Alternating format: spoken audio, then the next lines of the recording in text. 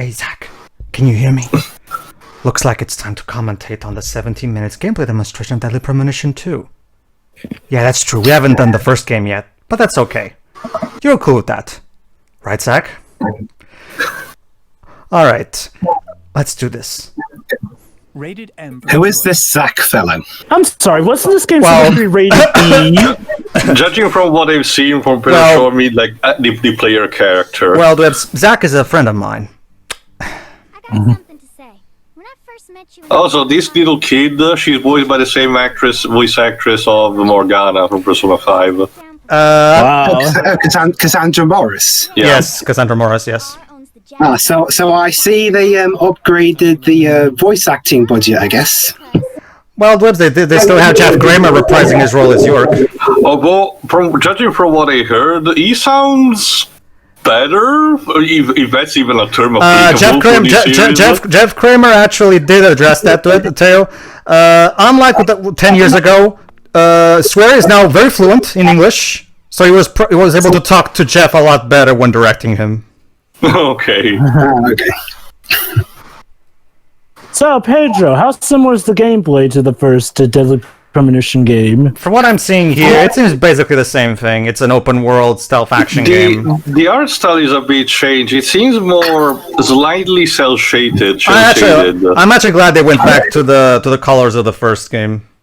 The art style looks like, basically it looks a bit like what? We're gonna we'll discuss that when we get to the game itself, to the first game. I think the art style looks pretty good in the sense where it looks like the first game, but not blocky. It basically, one of the primary complaints of the first game was it looks ugly, so obviously that was one of the primary points to address. We signed a contract. So yeah, in this one, and there you go. Just like with the first game, yeah. Wow, these animations are something. Welcome to Deadly Premonition, Dwebs. It's the true DP experience, Dwebs. Enjoy.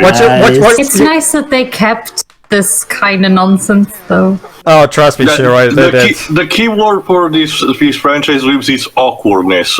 Everything is designed to make you feel unpleasant for no real reason after you're done. Okay? If you say so, honey. Jesus, you're a very specific kid. My lord. And what'll it be for you, honey? Your answer the question. You could just say nothing, thank you. As I asked you for what you wanted for your order, not a bloody map. Hey Zach, I'm noticing that these four seem to be quite weirded out by this demonstration. That's an understatement. This isn't helping. Even in a remote town that's already far behind the times, there are still people who yearn for the past. Yeah. So, Exactly. So this all came out of just asking the guy for his order. What happens if you ask this guy for directions? I don't think you should ask York anything. Not just that. The games are constructed, Jova, so he is the fish out of water, so he doesn't know. Yeah. It shows. And nobody bothers to tell him that he's weird. How? I mean, he's an FBI agent after all. Maybe we're scared. Even still, those people are extremely nice. How did he got into the FBI in the first place? The first game explains that too. Oh, okay. They were really desperate for people. So. Your tax, we'll say that yesterday to Pixie, Jova. Your tax money goes to that. Oh, you think that's rich, Jova? Like, he gets paid $12 every time he shaves. Yep. Okay, I cannot wait to see the story behind It's not that. bully, just his mouth. It's not a story related thing, Jova. It's just that there's bonuses for everything you do in that game, and one of them is shaving. So nice. The awkwardness of this game seems artistically driven, like it's supposed to be, strangely performed. For those of you who are initiated, everybody, including my co-commentators here, the best way I can describe Deadly Premonition is, yeah, exactly. I agree, York. It is very intriguing. The best way I can describe Deadly Premonition, everybody. Imagine if an alien spaceship came near to Earth. They took a good look at human behavior and noticed, these Earthlings have this thing called video games. So let's try to make one of those. And Deadly Premonition is the result. Really? Okay then. So here's the.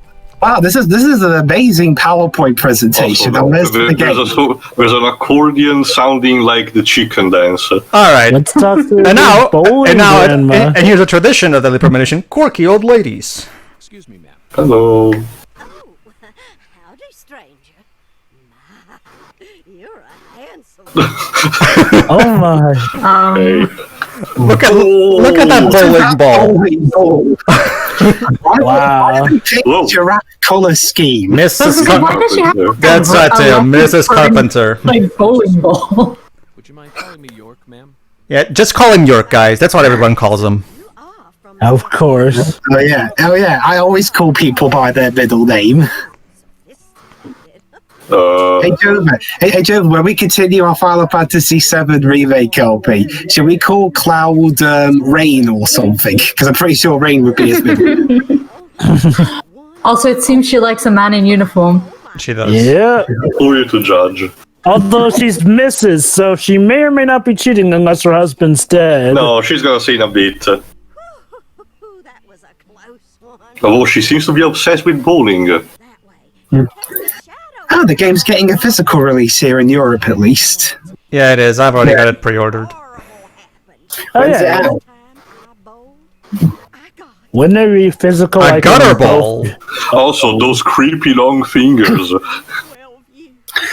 And what's the first game ported to Switch? Yes, recently. However, the Switch port is really bad, though.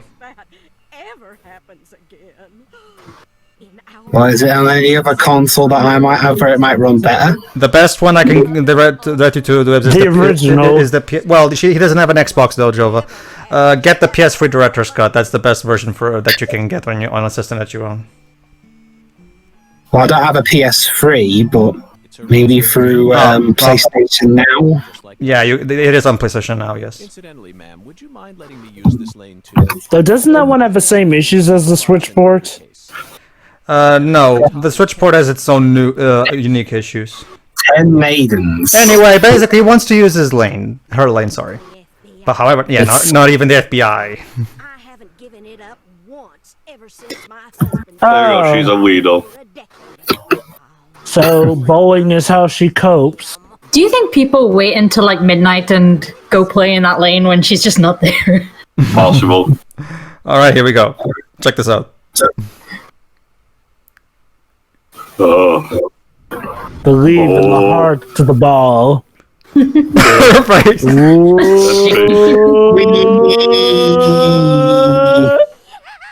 Oh god, that laugh. But we didn't see how it ended. Grandma, get off the stage!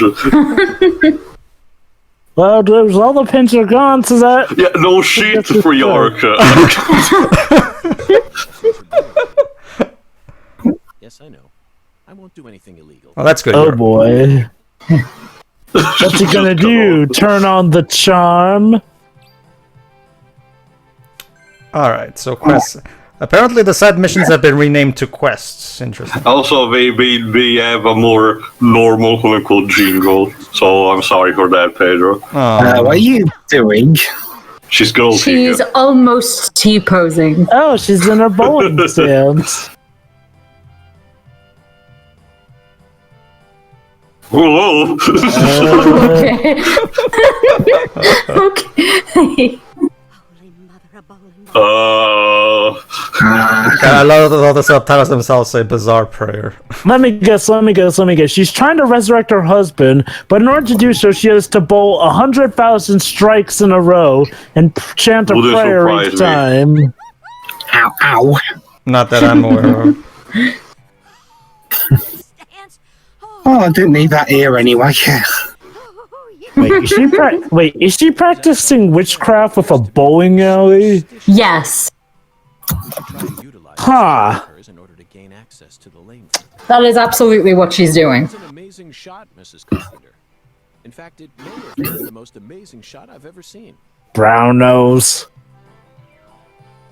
I've seen better. Find all those neat little As he'll probably say to himself when he turns Yeah, turn to the around. camera. Well, actually, no. Zach will probably be the one who says it. Got keen eyes, special agent. Taking a liking to my collection, have you? Oh yes, a great liking. I buy all my charms and power stones from Erzuli Frida. There's Frida.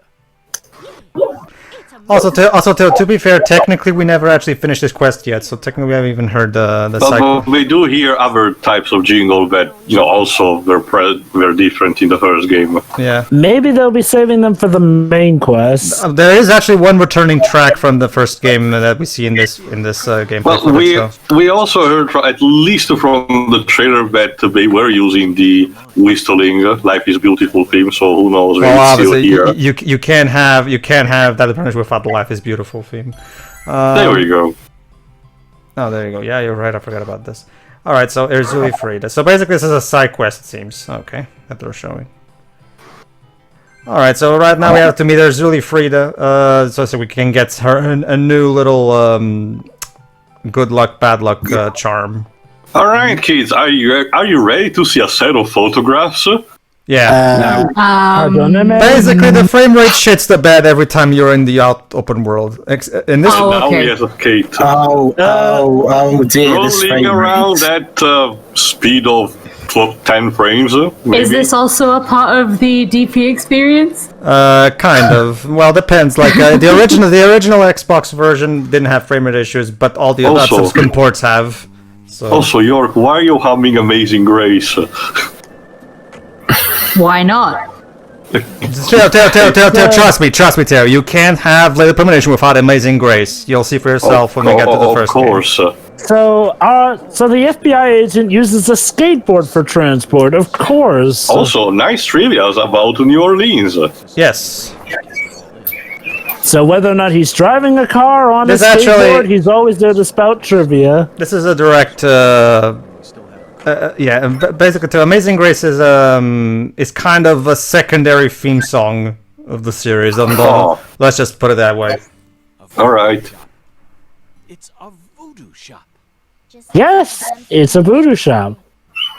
Also, are we to assume that the little girl was just running alongside us while we were on that skateboard? Probably. The story synopsis tells us that she's the daughter of the mayor, and she's helping us in our investigation because apparently she's super gifted and blah blah blah, something. Oh boy. What a nice place.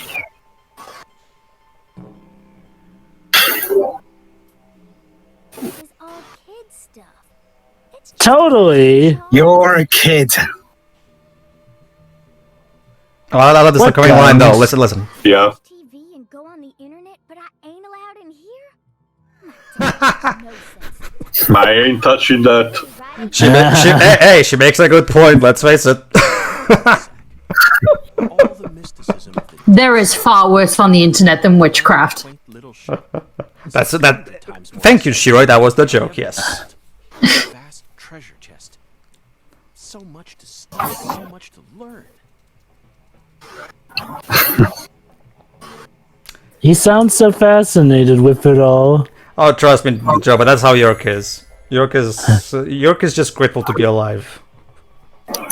So it would seem.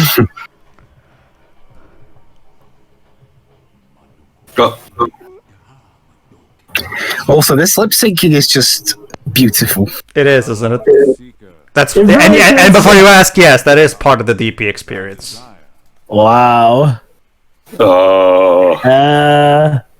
Hello? Oh, great. This stuff. Abraham Lincoln Gator.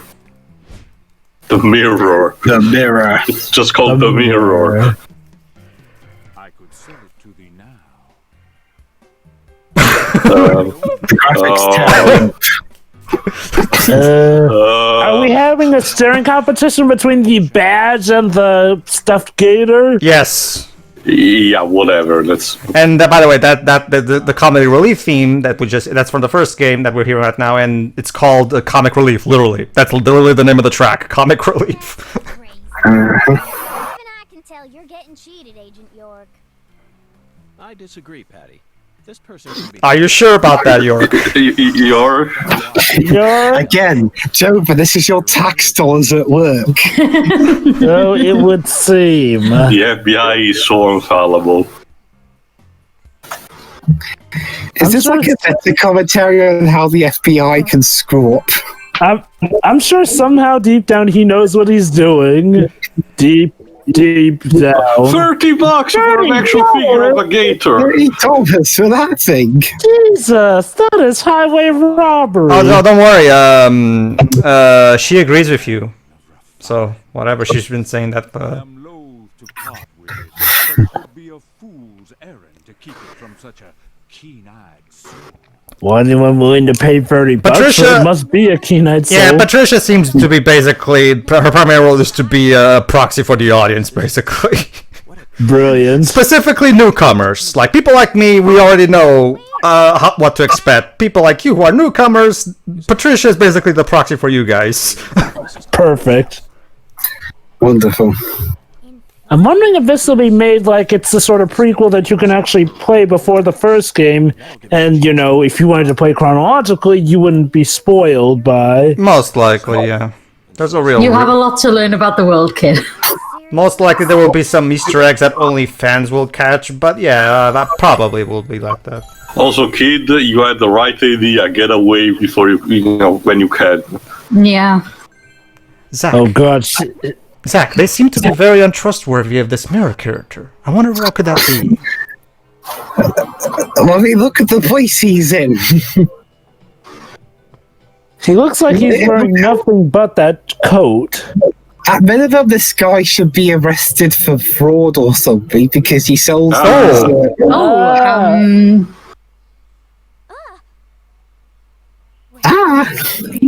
standing there like you're expecting me to apologize.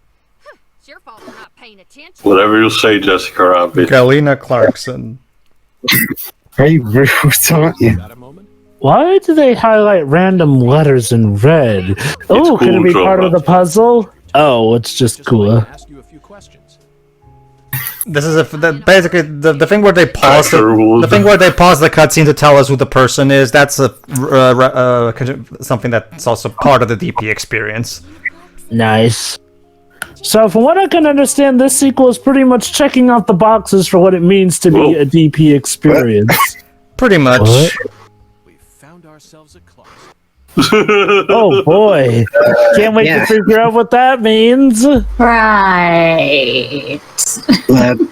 I'm not sure we will, but we'll see. Oh, someday we will. So This is weird. I am very intrigued, I will admit. Trust me, Joe, but like, once you go DP, you can never go back. Oh boy. Once you go into DP, you'll become a DP lover for life. This ought to be good. Well, all the sake, though, for a Summer of Gaming bit, that was pretty fun to watch, I will admit. Exactly. Deadly Premonition is kind of like watching a middle-aged fat clown trying to do juggling. And you know he's gonna fail, but you can't help but watch him fail. And he failed so artfully and masterfully. Zach, what do you think? Seems good, right? All right. I guess we can talk more about this when we do the first game. You can wait until then, right, Zach? Okay. While I call for help, what are your guys' thoughts on the game? It's intriguing. Like I said, from what I've seen also on the first one, this seems more in power. There are a couple more scenes where there's no music at all. One thing that I remember, at least from what I've seen of the first game, is there's some weird track going on in the background. So maybe it's something they will fix by the launch. Who knows? We'll see. Oh, okay. I'm equal parts more impressed and also more horrified. Horrified by the kind of poor frame rate in the outdoor sections compared to the indoor ones. That's typical toy box, yeah, sadly. And some of the character animations being rather weird. I do appreciate that, it's nice that they kept the original VA for the main character while at the same time upgrading the budget so they could get more what's the right word for it? Voice acting that sounds more professional, I guess that's what you mean. Yeah. Although to be fair, the primary female voice actress for the first game was Melissa Hutchison, who was Koma-san in the OG Yokai Watch cast. So so the first game had 2 noteworthy voice actors. This one has probably 5. So there you go. There's your upgrade. It's an upgrade. It's an upgrade. I won't argue that. All right, and the content in the otherwise janky scenes is interesting. So we'll wait to see how this goes. I can explain what happened. I can explain real quick the frame rate though, just for the sake of making things clear. Basically, the original 360 version of the game was developed by Access Games, which was the studio that Swery founded. And where he made the game in. However, unfortunately, when he was ousted out of Access Games because the executives didn't like it, how he was more popular than them in the company. Basically, Swery founded his own studio called White Owls. Sorry. And the producer of the game, Tomio Kanazawa, founded his own studio called Toybox. What happens is, so basically what you're seeing here is this is a co-production between Swery's White Owls and Tomio Kanazawa's Toybox. Toybox being the ones who developed this sequel, and they were the ones who did all the subsequent ports of the first game, which explains the poor frame rate, because all the Deadly Premonition games after the original version are plagued with bad frame rates. So isn't Toybox the same company that's handling the Nier remaster? Is it? I'll check in the meantime. Keep going. And that's basically what explains why the frame rate. Hopefully they'll try to address it through patches. Hopefully, I can, however, say that it's nice that at the very least the same creative people who made the first game are still here. Both the script is co-written by both Swery and his co-writer friend from the first game, also Koji Goda. Swery is directing and game designing, and Tomio Kanazawa is producing. The only person who hasn't really returned is the composer. But then again, this were there 3 composers for the first game? and none of them returned. However, this takes place in New Orleans, so it makes sense to have a different composer. They'll most likely have New Orleans style of music, more likely, throughout the game. So, all right. So, did you manage to find out who developed that? No. I'll just update it with a text in edit. All right. See you for the first game, everybody. Yeah.